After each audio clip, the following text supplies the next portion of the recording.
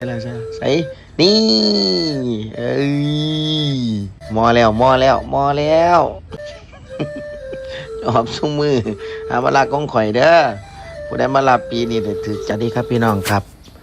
อีกหนึ่งภารกิจย่ำแรงของดิวสุดที่นั่นเวลาอยู่บ้านความสุขเล็กๆน้อยๆครับพี่น้องที่ได้มีกิจกรรมเฮ็ดย่ามว่างจากการลองการล่ำเที่ยวก็จะมาให้อาหารปลาพี่น้องการสิมีปลาหน่อยปลาใหญ่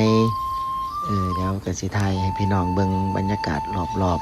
ๆขอบสระนะเดี๋ยวก็สิ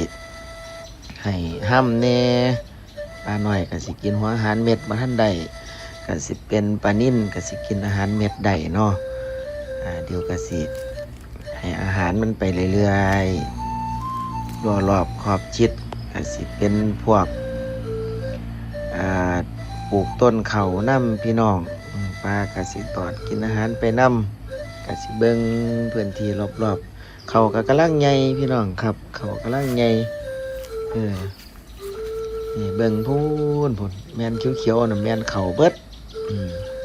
ไล่อ้อมแอมมาทางหลังเนี่ยก็เป็นเขาปลูกเพื่อยึดหนาดินไว้เพราะว่ามันใหญ่เลี้ยวเขาครับปลูกหัวยังไข่ปลูกอันพืชแนวอื่นพวกหญ้ามันใหญ่สะก็สิปลูกเขาไปนำนี่ครับทางฝนก็จะเป็นทงหน้า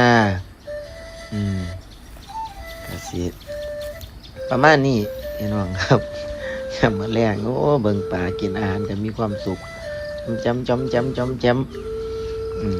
ตัวน้อยตัวใหญ่ก็มีเด้เดี๋ยวจะให้พี่น้องเบิ่งมันก็สิลอยขึ้นมานี่ละนี่โผล่ขึ้นมาให้พี่น้องได้เห็นเบิ่งเด้อนี่ใส่นี่ก็สิมัน2-3 นิ้วแล้วก็สิมีใส่ละเอาพวกแม่โอ้พูนทั้งหัวพูนเดี๋ยวมันสิโผล่ขึ้นมานี่อีกนี่